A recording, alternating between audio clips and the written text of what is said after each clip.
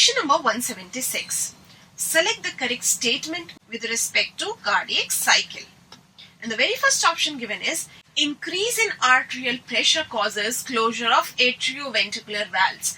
And this is an incorrect statement because it is not increase in atrial pressure but increase in ventricular pressure, which will lead to the closure of atrioventricular valves. The AV valves remain open at the time of atrial diastole or atrial systole. The next statement is, upon receiving stimulation from SA node, atria and ventricles contract simultaneously. And this is also an incorrect statement because atria and ventricles do not contract simultaneously. The next statement is, major filling of ventricles occurs during atrial systole. And this is an incorrect statement because major filling of ventricles occurs during joint diastole and not during atrial diastole. The last option is, fall in ventricular pressure during ventricular diastole causes closure of semilunar valves. And this is a correct statement and is a correct answer to our question. Because during ventricular diastole, when the pressure in ventricles falls, this will lead to the closure of semilunar valves in order to prevent the backflow of blood from aorta into the left ventricle. So, the correct answer is option number 4. Let's proceed to the next question. Question number 177.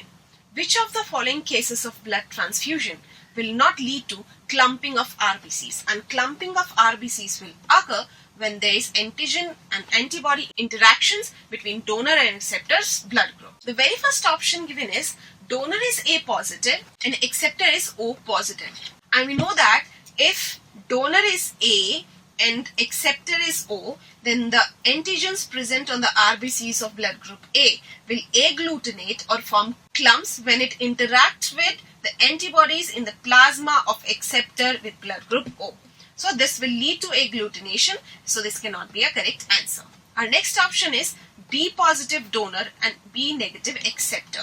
Now the B positive donor will have Rh antigen on the surface of RBCs, which will agglutinate with the anti-Rh antibodies present in the plasma of blood group of this acceptor B negative. So this will lead to agglutination, so this cannot be a correct answer. Our next option is O positive is the donor and B positive is the acceptor, and this will not lead to agglutination and is a correct answer to our question because O blood group is the universal donor and it can donate blood to any other blood group type. Our next option is AB positive can donate blood to O positive acceptor, and this will lead to agglutination, so this cannot be a correct answer because on the RBCs of this donor both antigens are present which will agglutinate with the antibodies present in the plasma of blood group O. So the correct answer for this question is option number 3. Let's proceed to the next question. Question number 178. Artificial pacemaker is required during treatment of, and we know that artificial pacemaker is required when conduction disorders are found.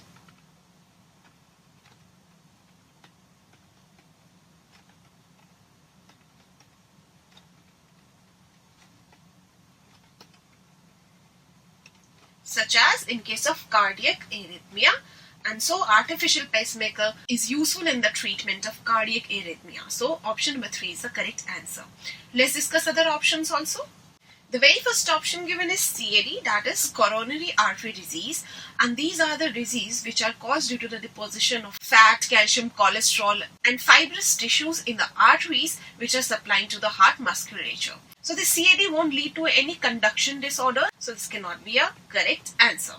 Our second option is myocardial infarction, which is also known as heart attack. It is a condition where heart muscles are suddenly damaged due to the inadequate supply of oxygen. So this cannot be a correct answer because in myocardial infarction there is no disorder in the conduction system of heart. In option number 4, which is angina pectoris is a symptom which means chest pain. And this symptom is seen when there is no enough oxygen reaching the heart muscle. So in angina pectoris also, there is no interference in the conduction of impulse. So this cannot be a correct answer. So the correct answer for this question is option number 3. Let's proceed to the next question. Question number 179. The correct route through which pulse-making impulse travels in the heart is. So we need to find out the correct sequence in which pulse impulse travels in the heart. The very first option given is SA node followed by Purkinje fibers, then bundle of His and AV node, and this is an incorrect option. Why? Because as you can see in this diagram which represents human heart, you can see here there is sinoatrial node or SA node, and this will transmit impulse to the AV node present here, atrioventricular node. From here, the pulse will transmit through AV bundle and will reach the bundle of His.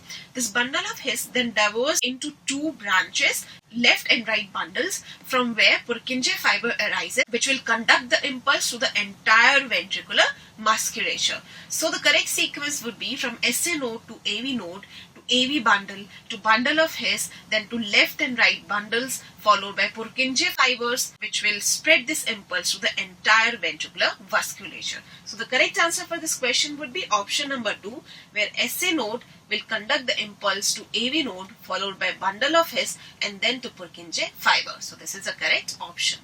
Let's discuss other options also. The third option is SA node followed by AV node, true, followed by Purkinje fiber and then bundle of His. So this is an incorrect option because this is followed by AV node, then bundle of His and then Purkinje fibers. The last option is SA node, then bundle of His. Incorrect. This SA node should be followed by AV node, then bundle of His and Purkinje fibers. So this is also an incorrect option.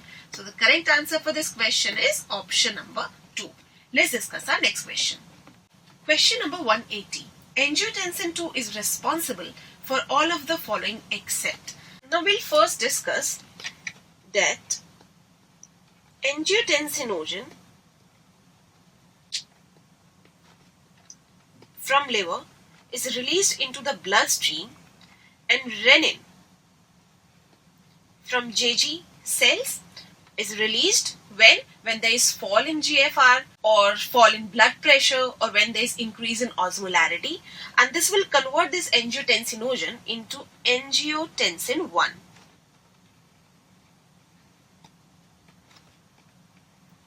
And this angiotensin 1 has been converted into angiotensin 2,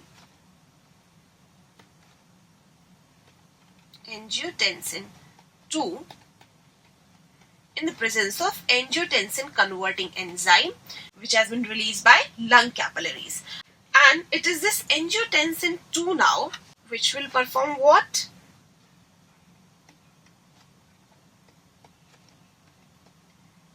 This angiotensin 2 will now act as vasoconstrictor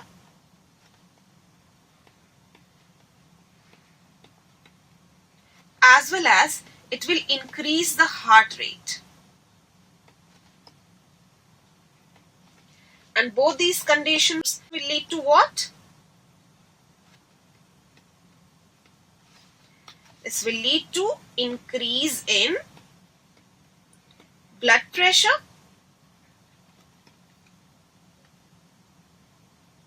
as this renin has been released when there is decrease in GFR. And this will lead to what? This will lead to increase in blood pressure or increase in GFR. And this angiotensin 2 will also act on adrenal cortex, and it will stimulate this adrenal cortex to release a mineralocorticoid called aldosterone. Now let's discuss our options first. The very first option is vasoconstriction, and as this angiotensin 2 is responsible for vasoconstriction of blood vessels, so this cannot be a correct answer. Option number 2 is increase in blood pressure, and as we have seen here, this will lead to increase in blood pressure, so this cannot be a correct option. Option number 3 is release of mineralocorticoids, and as we have seen here, this angiotensin 2 will stimulate the adrenal cortex to release mineralocorticoids like aldosterone, so this cannot be a correct answer. And our last option is decreased reabsorption of sodium from renal tubules. And this is an incorrect option and is a correct answer to our question, because it is this mineralocorticoid or aldosterone which will lead to increased reabsorption of sodium from renal tubules. So the correct answer for this question is option number 4. Now with this question, I would like to end up the discussion of this AIATS paper. I hope all your doubts and queries have been solved regarding this paper. Thank you very much for watching.